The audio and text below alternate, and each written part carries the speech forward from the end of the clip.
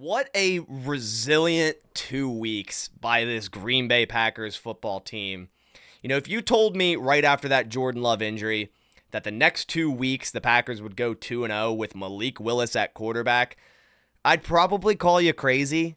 But here we are. Another insanely great performance by this Packers football team, not only on offense, but defense as well. Getting the win here in week 3, 30-14.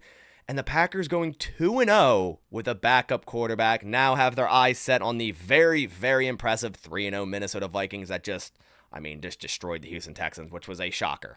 And let's face it, they're an impressive football team. You know, it's going to be a tough game next week, but let's talk about that later. We're going to talk about this impressive victory and all my game reaction and notes brought to you by BetUS. More on that here in a bit. But man, what an impressive victory by Matt LaFleur, by Malik Willis, Jeff Hafley, and this defense. You know, to just go 2-0 with a backup quarterback early in the season is massive. Like, I'm sure a lot of us thought, like, hey, the Packers could very well be 0-3 going into week 4. After that Jordan Love injury, you're like, wow, what is the next couple of weeks look like? Not only for Jordan Love's potential to return, but what is it going to look like under a new backup quarterback, Malik Willis, that you just traded for? And man, I got to give it to him. I didn't expect this. I really didn't. And he's just played his heart out. And he has played so damn well and made play after play. It's not just a dink and dunk or a game manager. Like, when it comes down to it, and it's a 3rd and long or a play needs to be made, I mean, he did it. He did it multiple times today. And another greatly schemed offensive game plan by Matt LaFleur against this Titans defense. All right, let's dive into it. Quickly, before we dive into my game recap, I want to give a massive shout out to BetUS, this year's channel sponsor, for sponsoring this video. On BetUS, right now they're doing an awesome promo with code YouTube150 where you'll get a 150% deposit match on your first deposit, and then furthermore, 125% deposit match on your next 2 deposits, and that's all up to $2,000, and that's with code YouTube150. And checking out on BetUS, you know, you can look at the current live games going on right now as I'm making this video. The Detroit Lions just went up 7. You can take their money line, 243. San Fran just went up 7-0 against the Rams. Cowboys and Ravens are tied. You can also bet on the game tonight. Kansas City Chiefs are favored over the Atlanta Falcons, and the 2 games tomorrow. You see the Bills favored over the Jags, and the Bengals favored over the Commanders. There's tons of live lines on BetUS, as well as a prop builder and future bets throughout the entire week. Definitely go check it out. Use code YouTube150. Supporting the sponsor is supporting the channel, so massive thank you to BetUS. All right, so let's dive into this thing. Plain and simple, man. What a start by this Packers offense. You know, starting with the football, I'm sure the Titans come out here and go like, okay, they're going to want to run the ball. Look what happened last week, around 250 yards. Josh Jacobs absolutely went on a tear against that Colts defense. And they come out with a pass play, a play action. Jaden Reed coming across the field right through the middle of the zone, finding the open spot and going for 30 yards. It was an excellent way to start, and then going down and also scoring, you know, the Malik Willis rushing touchdown. And I mean, he led the team in rushing. 6 carries, 73 yards, and I think that was all in the first quarter. I mean, when I looked at this game going into it, I was like, they're not going to be able to do the exact same thing as last week. Like, the Titans are going to be ready for that. They're at a certain point, they're going to have to pass the football more than they did last week, and they're going to have to do something else, whether that's more RPOs, whether that's more read options, which they did early on. And Malik Willis, I mean, he looked like a veteran in that pocket, being able to maintain composure, escape certain sacks, extend the play, and take off running for huge gains up the right sideline and then into the end zone on a read option, beating out a defensive back. It's impressive. The guy is extremely athletic, and not only is he good on the ground, I mean, he was, again, super efficient this week through the air. I mean, last week, crazy efficient, right? 12 of 14, didn't have to do much. They ran a lot, 122 yards and a touchdown. Today, he threw another touchdown and had a rushing touchdown, finished 13 of 19, again, pretty efficient, which also included a Tucker Kraft drop. 202 yards, a touchdown, did get sacked 3 times. There was just excellent coverage. He's trying to make a play happen, and he goes down. That's fine. Not even really worried about that. A 120.9 rating. It's just crazy to me that all offseason we hear about these Bears fans talking about Caleb Williams being a generational talent. You know, the Packers go and smoke the Colts last week with a backup quarterback. And the Bears couldn't even get it done with Caleb Williams. And right now, Malik Willis is playing better than your first overall pick. It's got to sting. It's got to sting if you're a Bears fan, man. I am super impressed with not only Malik Willis, but Matt LaFleur putting him in a perfect position to succeed with his game plans. I mean, again, just terrific game plan. And Malik Willis, man, led passing, led rushing. Wasn't a super hot day by any means by Josh Jacobs. It really started kind of slow, and the Packers kept trying to run up the middle a ton. And I was like, I didn't really understand it. Behind Sean Ryan, which didn't have a great game in my opinion. I thought they should have ran more to the outsides, which they did later in the game, and it worked. But also got to give a massive shout out to Emmanuel Wilson, who has really stepped up, not only in the running game, receiving game, but there's multiple times in this game where they had him out there on third down and he executed a perfect pass block to allow Malik Willis to then have more time and find a receiver open for a first down. Back to Malik Willis. I mean, one of the things that I talked about last week was making it very manageable for him. Whether that's a second and short, a third and short, make it manageable, because you don't want to put a quarterback, not only your starter, but a backup, in second and long, third and long. But every time, just about every time it was that situation, he made a play. I mean, whether it's finding Christian Watson across the middle on a 3rd and 18, 3rd and 19, a very impressive play, or scrambling for a first down. Every time the Packers needed to make a play on third and long, they pretty much did so. And that's why they won this football game 30-14. I'm super impressed. I'm ecstatic at how well these 2 weeks have gone for the Green Bay Packers. Emmanuel Wilson, 12 for 50. Josh Jacobs, 14 for 43. Could have had more. Was called back on a big run on holding, which, again, the Packers need to clean up these penalties. There's a holding on Rashid Walker. There was an illegal hands of face. There's a couple penalties on Elton Jenkins. A bunch of illegal formations, which I just can't stand. The NFL keeps trying to push that narrative of illegal formation being... It's just kind of ruining the game, if we're being honest. But outside of those penalties, they still committed a lot of penalties. Luckily, it didn't bite them here.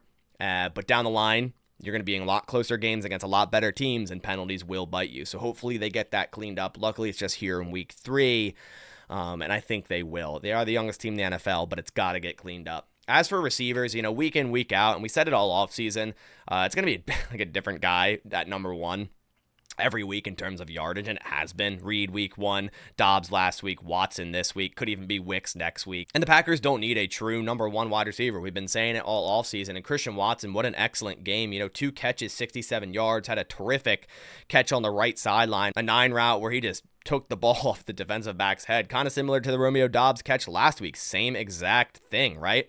And then, like I mentioned, that 3rd and long, Willis finds him across the middle. He extends the play up to the left sideline. Watson continues running, tries to hurdle man, gets thrown about 10 feet in the air, which was absolutely crazy to watch, by the way.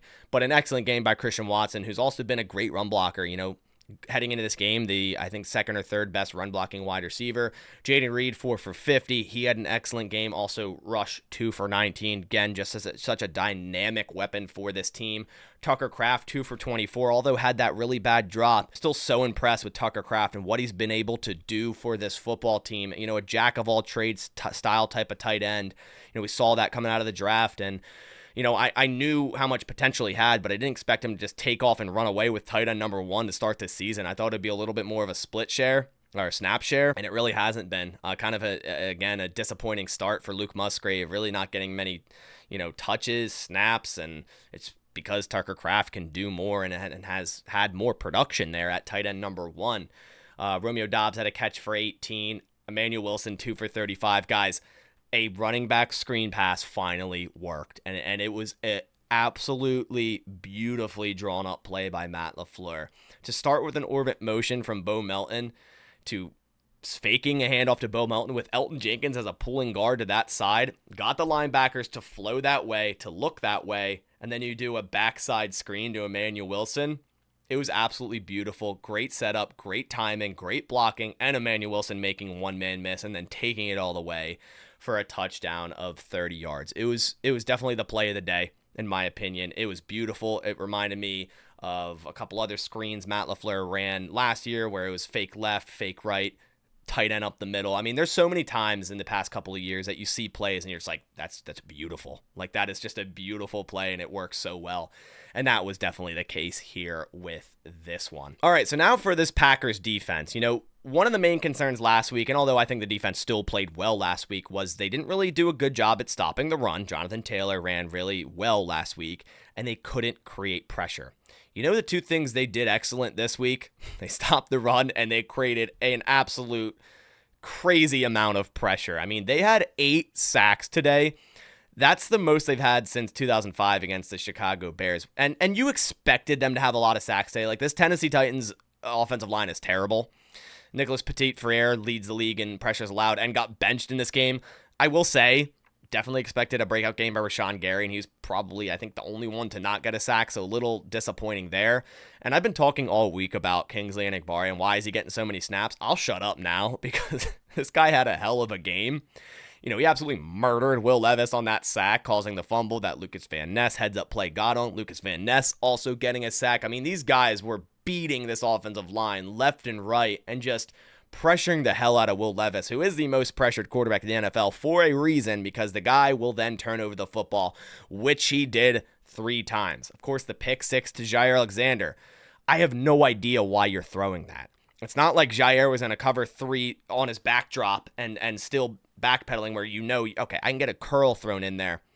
No, he was flat-footed waiting for that right on the top of that route, and Will Levis still threw it, and Jair said, thank you very much, I'll take my first career pick 6. Awesome heads-up play by Jair, great game by these cornerbacks that they were without Carrington Valentine, and I think both cornerbacks played well, outside guys, Stokes and Alexander, you know, there was the touchdown on Stokes. It's just an excellent play by DeAndre Hopkins. This is great coverage. I thought it was a great game by Eric Stokes, but back to the pressure. I mean, J.J. Enagbare, a sack and a half. You had Edgerrin Cooper with a half a sack where I think it was like Cooper, Isaiah McDuffie, Quay Walker all converged on Will Levis, making a mayo sandwich all at once, and it was beautiful seeing Edgerrin Cooper just fly out of a cannon and getting to Will Levis right up the A-gap. It was a beauty to watch. There's so many different pressures that Jeff Hafley brought, so many different disguise coverages. It's been night and day, guys. This defense change has been night and day, and one of the most wild stats to prove that is the Packers lead the NFL in interceptions with 7. They led heading into this week with 5, and I'm sure 7 at the end of the slate of games will still lead the NFL. But what's crazier is they just tied the amount of interceptions they had last year through 3 games compared to 18 games. And the Packers were the league low last year with only 7 interceptions under the Joe Barry defense. They already tied that in 3 weeks. That is absolutely insane.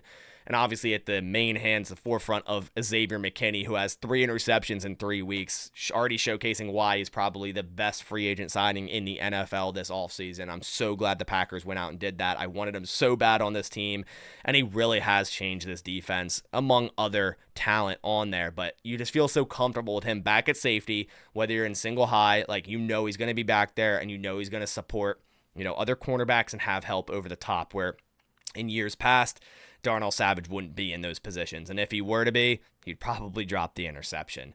So Xavier McKinney's been excellent. Devontae Wyatt, I mean, what a game. This guy has been so hot under this new scheme. 2 sacks today, 4 total tackles. Kind of is doing what I expected from Kenny Clark. You know, although there's so much greatness going on in this defense, there is some bad. Like, Rashawn Gary, Kenny Clark, very slow starts. Quay Walker still getting picked on over the middle of the field. He's simply just not a Mike. Like, let's be honest. Play him at weak side. Rush him after the passer even. Like, play him on the edge if you want to. But he's not a Mike. And, you know, he's getting picked apart in the middle of the field where, you know, he's in a zone and he's just kind of in no man's land. And he's not really tracking any wide receivers throughout his zone or right place, right time. He got picked apart early on that first drive. The Tennessee Titans went down and scored, and some other drives. So I love Quay, and I think he 100% should be on the field, but it's probably not at Mike. And this past 3 weeks have really shown that. Edgerrin Cooper needs more snaps. I mean, I don't know why he's still on a snap count. Isaiah McDuffie's been all right. He's been a very solid tackler. Like, anytime you see him go to make a tackle, he does. I don't really think I saw much of Eric Wilson at all today, which is a little confusing, just considering how well he was how good he was in coverage last week. But we'll look at the snap counts on PFF tomorrow. But overall, just so impressed with this Packers defense. Only let up 14 points, and Jeff Hafley's ability to adjust during a game is night and day from what we're used to seeing the past few years from Joe Barry. Plain and simple. And the Packers seemingly finally have a defensive coordinator that can adjust and can make the adjustments to, combat what the other offense is doing rather than just being stubborn and sticking to your original game plan and allowing an offense to do whatever they want against you. They held this Titans offense massively in check. Rushing, they ran 11 times for 33 yards. The past 2 weeks, the Packers' running defense has been suspect. That was not the case today. Pollard, 6 for 14. Levis, 3 for 12. Spears, 2 for 7. I mean, they didn't run the ball. The only things they got going was DeAndre Hopkins there for a little bit. Their tight end, Josh Wiley. I mean, there's some receiving stats here, but nothing really enough to go over. The Packers' defense overall played well, and both sides played well. Offense, defense, and special teams. Braden Arvison, definitely a concern, a cause for concern. Missed that 48-yarder, but then obviously the Packers got the ball back because it was defensive holding. Crazy by the Tennessee Titans special teams unit there. But overall, he's made all his extra points as we expected him to. He's 3 for 3 on field goals, including that long of 47 late in the game. I'll take it as a win. I think he's doing better than we'd see from Anders Carlson up to this point. Like, Anders would have definitely missed 1 or 2 extra points by now, and some other field goals on top of that. So I think they're in the best case given what they had. Greg Joseph, Anders Carlson, Braden Arvison. I'd still take Braden Arvison knowing what has already happened. And I think he will get better as the year goes on. And hopefully when it starts getting colder in Lambeau and Green Bay, he'll continue to get better, and he can handle that weather as well. But I am confident in him. I know some people are a little bit worried, but overall, I think he's been better than he has been bad. But man, just what a performance by this Green Bay Packers football team that's now 2-1. Still at the, not at the top of the division where you have Minnesota at 3-0. Man, they just routed the Houston Texans. And honestly, I got to give them massive credit. Like, I thought the Texans would win, and I was like, okay, very impressive they beat the Niners last week, but let's see what they do against the Texans. And 34-7?